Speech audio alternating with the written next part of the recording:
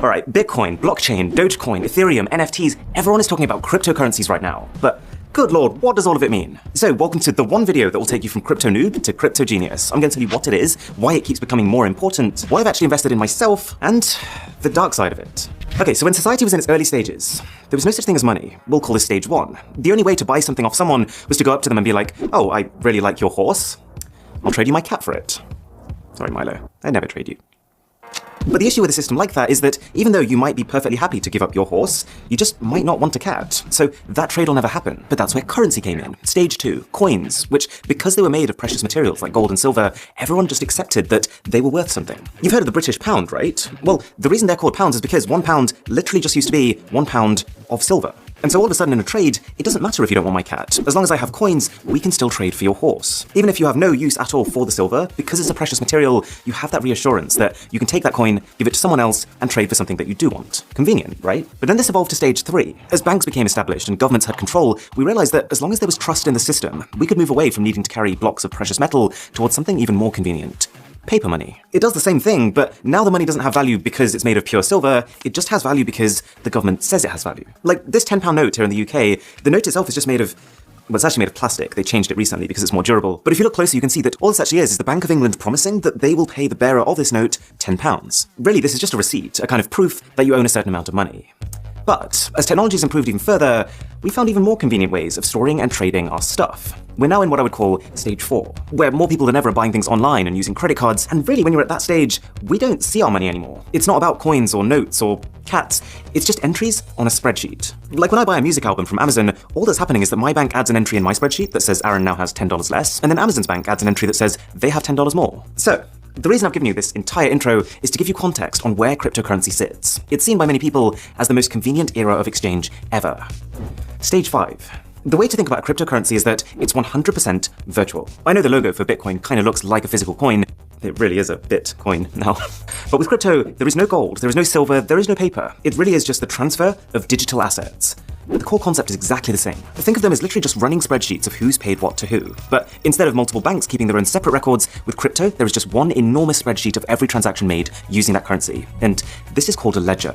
Okay, we all have a good spreadsheet, but what's all the fuss about? Why is everyone going crypto crazy? Well, there are some distinct advantages to a currency system like this. One, it's decentralized, which means that while every transaction of a given cryptocurrency is all recorded on the same ledger, there are many, many copies of that ledger, and anyone who is a part of the network has one. You might have heard of cryptocurrency mining, or Bitcoin mining. Well, all that is someone who set up a computer to crunch through transactions on their copy of this ledger or spreadsheet. There are already about 1 million Bitcoin miners around the world, and Bitcoin is just one type of cryptocurrency. The reason they're doing it? Well, if you dedicate your computer's power to mining, say Bitcoin, then you will earn some Bitcoin as compensation. So the result of this is that if I go into a store and spend 5 Bitcoins on something, then instead of just checking with one bank's records, the shop instead checks with every single computer on this network if I have enough, and assuming I do, each computer will give the go-ahead, and then every single one will update their records independently. So because you end up having this many copies of exactly the same ledger, it becomes very easy to tell if anyone's trying anything fishy.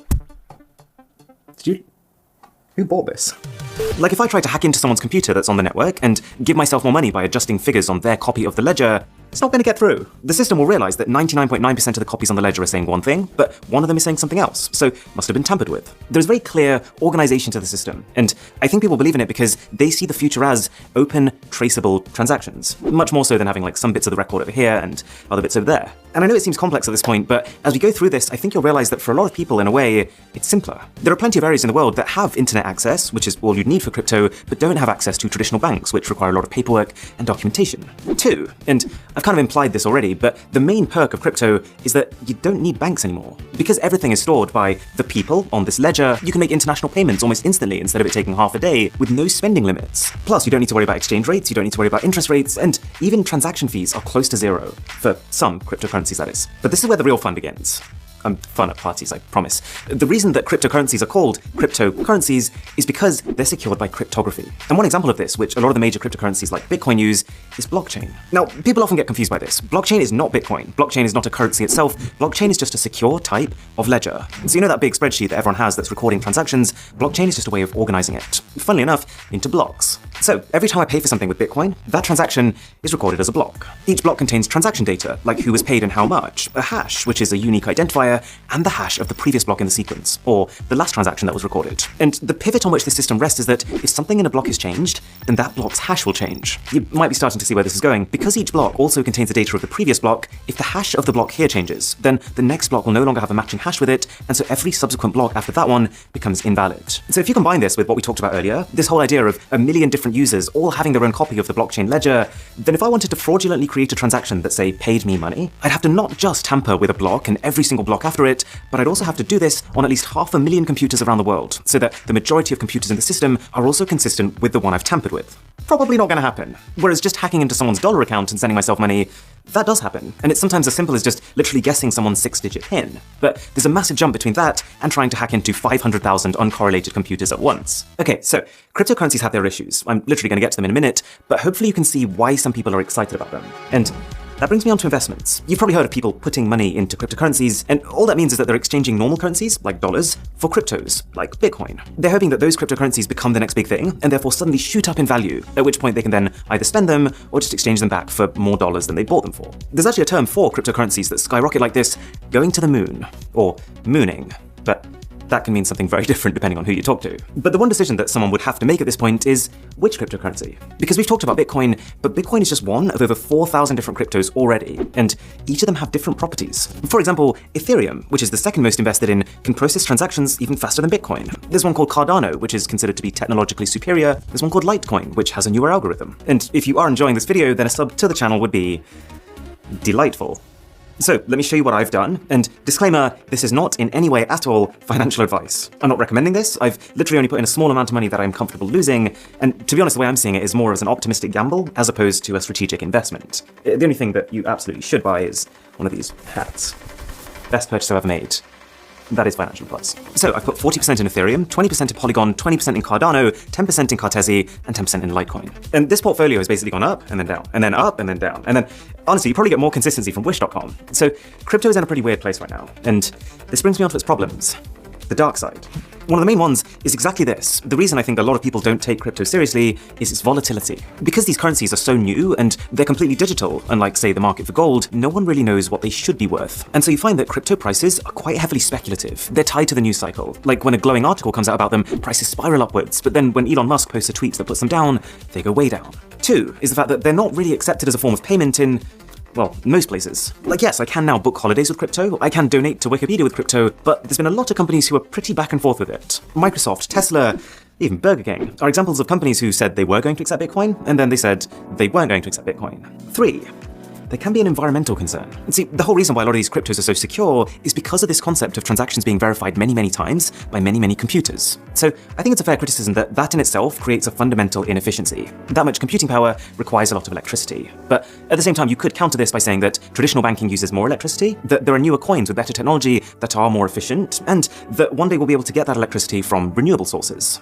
Depends who you ask. And four, there's also a pretty strong sentiment that because there's no real policing or regulation on crypto right now, it's like the perfect currency for criminals. But to be honest, I think the data speaks for itself on that one. According to Chainalysis, 0.34% of crypto transactions are criminal, up to 5% of normal cash transactions are criminal. And I think that's because it's a bit of a misconception that currencies like Bitcoin are anonymous. They're actually pseudonymous, which means that even though your actual details aren't visible to everyone, your public key, your unique identifier, will be permanently baked into the blockchain upon making transactions with it. So cash is just a better currency for most types of criminal activity, because by its very nature, it's untraceable. Don't ask me how I know that. But as well as the negatives, there are also just some straight up odd things that have come about because of crypto. For example, you might have heard of an NFT, a non-fungible token. If you haven't, you might want to take a seat for this one. I don't want to call it stupid, but this one's a head scratcher. So you know how now you can go into an art gallery and you can pay to own a painting? Well, now thanks to the blockchain, you can pay just to have digital ownership over something. So it doesn't stop anyone from using or sharing that thing, but all it means is that you'd effectively be the owner of the original and they'd all be sharing copies of it, even if, for most intents and purposes, they look and behave identically. Like, a lot of these NFTs are literally just JPEG images. I think the reason some people find this stupid and kind of funny is that there's a distinct difference between buying an NFT and buying the rights over something. So if you buy the rights over something, that's a very legitimate purchase because you can create merch or sell licenses difference is, with an NFT, you can't. The original owner still has all the reproduction rights over that piece. All it is that you're using the blockchain to prove that you have some ownership over that asset. But clearly, just being able to say that has some value, because an NFT of this Gucci ghost sold for $3,600. The CEO of Twitter, Jack Dorsey, he sold the first tweet he ever made as an NFT for $2.9 million. 5 words! I could do that. Any takers? And this one just blows my mind. This photo, which is basically an overview of one guy's pieces of art, sold for $69 million. Very nice. To clarify, this literally just gives the buyer some digital ownership over a JPEG image.